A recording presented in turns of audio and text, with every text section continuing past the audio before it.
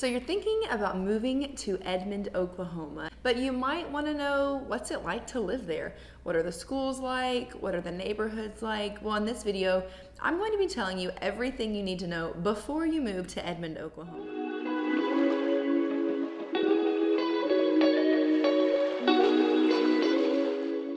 My name is Kinsley and I'm a local real estate agent in Edmond, Oklahoma and its surrounding areas. Whether you are moving in 10 days or 10 months, I would love to be able to help you in the buying or selling process. Feel free to reach out to me, give me a call, send me a text, send me a DM, shoot me an email, schedule a Google Meet so that we can sit down and plan your next move.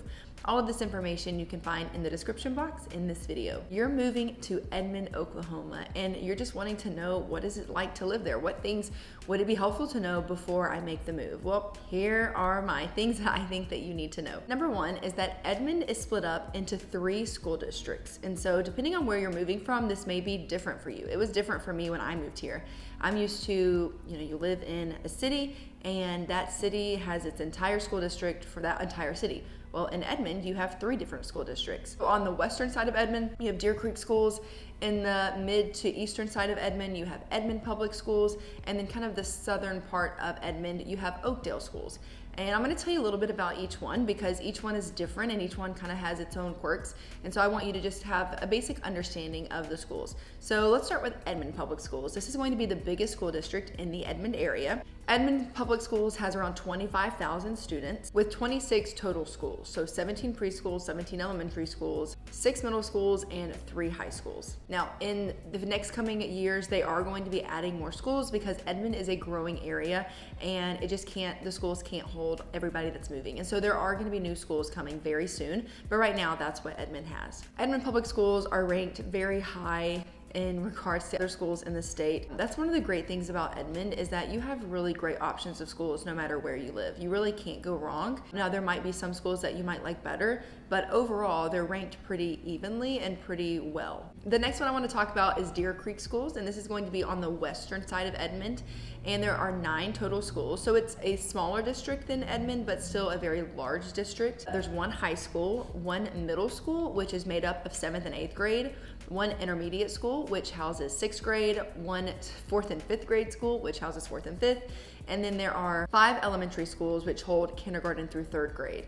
And so it's kind of a different type of setup for the district. In the next couple of years, so many people are moving to Edmond and specifically the western side for Deer Creek that they are going to have to build more schools. And so there's plans for another elementary school, another middle school. I know they're gonna be shifting some of the grades around. So I think it'll be 5th and 6th grade instead of 4th and 5th grade, and then 4th will hop back down to the elementary. So there's gonna be some changes in the next few years or so. Again, a really great district and you really can't go wrong. And then the last one is Oakdale Public Schools. And this is a unique district in that it only goes up to 8th grade. There's 1 school with 700 students. It is a separate entity than Deer Creek or Edmond, but once you get past 8th grade, you then will feed into the Edmond Public School District and go to one of their high schools. Oakdale makes up a 9 square mile radius, so it's not a lot of Edmond that would go to Oakdale, but that 9 miles would be zoned for Oakdale, again, from kindergarten to 8th grade, and then they would go on to Edmond Public Schools for high school.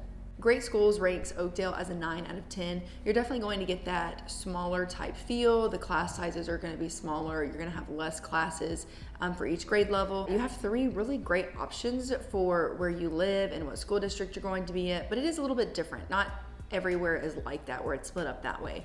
So I think if you're moving, that would be something that would be really helpful to know, and just understanding the schools and the way that they work. The next thing I think you need to know is that in Edmond, you are very conveniently located to Oklahoma City. So if your job is in Oklahoma City, if you're just going to be going to Oklahoma City a lot for shopping or whatever else, you are very conveniently located. There are some major roads that run that will take you down to Oklahoma City. So you have Portland, which goes north and south, and it turns into I-44 as you get down into Oklahoma City. You have I-35, which runs on the eastern side of Edmond and can get you down really quickly.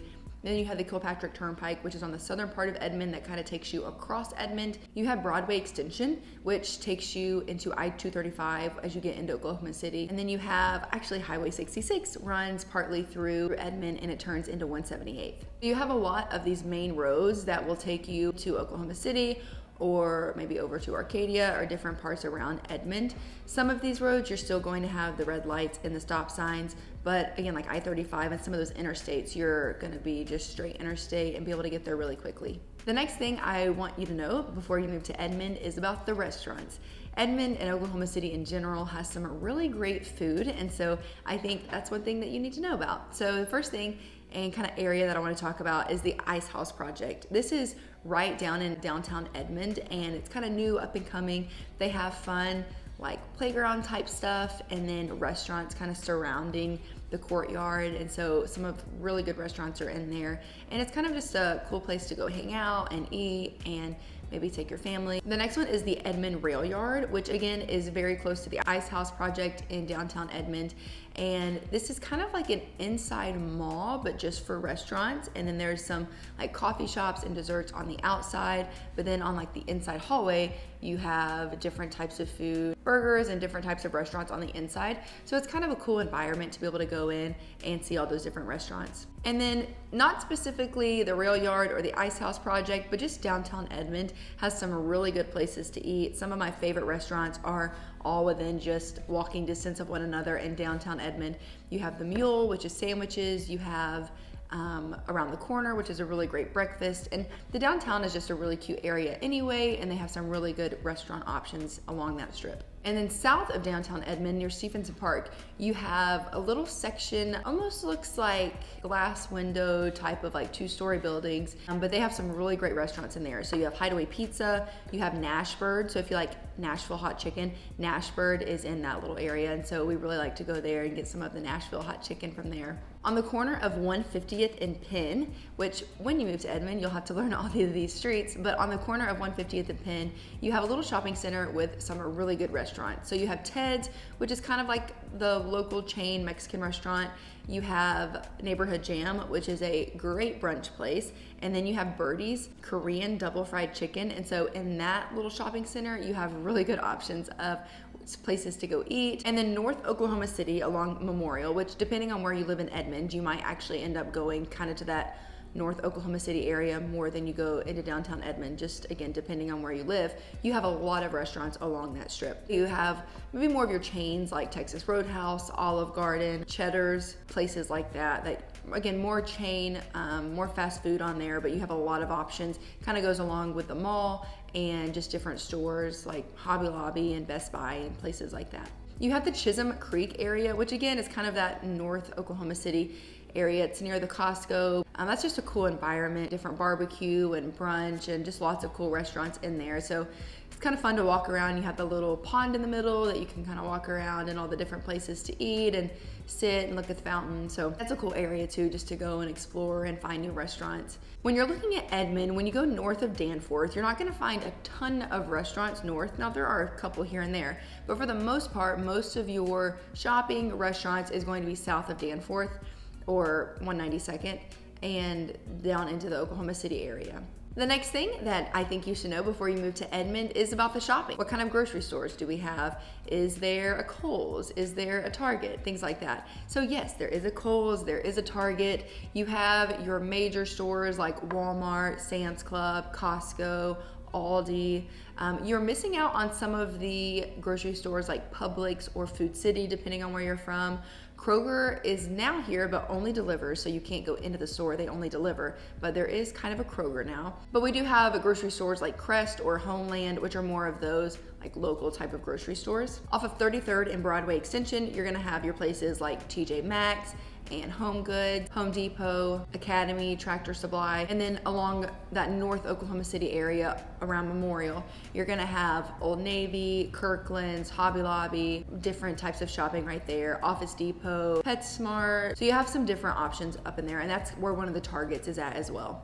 In Edmond, you have two universities. So you have the University of Central Oklahoma and Oklahoma Christian University. But I will say Edmond does not feel like a college town. Maybe if you're right in the heart of it, right where UCO, University of Central Oklahoma, is located, it might feel slightly more like it. But if you're gonna live anywhere besides just right in the middle of Edmond, you're really not gonna feel like a college town at all. If you are wanting to go to school or you have kids who are looking to go to school soon, this is a great place to live and you have some really great options there. The next thing I want you to know, and this is a common question, is what is the traffic like? And I don't think the traffic in Edmond is very bad at all. Some people definitely see it differently than people who move from out of state where they live in an area that is highly congested. Now, Edmond is set up in a grid system, so I mean, every mile or so you have either a red light or a stop sign. So there are times where your drive can get delayed pretty heavily, just depending on how many stop signs you get stuck at or red lights you get stuck at. Traffic can hold you up, but it's not anywhere like some of the metro cities where you're going to sit in traffic for hours and hours. It's nothing like that. And so I think the traffic is relatively mild here. Something to get used to is that you are having to stop at red lights and stop signs. So your gas mileage might go down a little bit. And depending on how often you go into Oklahoma City, your gas mileage might go down. If you're never getting on the interstate or anything, you're pretty much staying around 40, 45 miles an hour. Most places that you drive, if you're just going across Edmond or just down Edmond a little bit. So that's kind of something to get used to as well. There is construction because Edmond is a very up and coming area. Lots of people are moving to Edmond. So depending on where you're driving around, you might get into some traffic. So near UCO, there's some development and traffic can get backed up in there. And then west of Broadway, there is a train that runs north and south through Edmond. So if you're going through downtown Edmond, frequently you might get held up by that train every once in a while. You could live in Edmond and never even cross that threshold very often, just depending on where you live and where you work and where you got to get to. I would say the traffic is very mild compared to some other areas. If you're coming from an area that is not very populated, then you might think it's really bad. But I think generally speaking, it's pretty mild.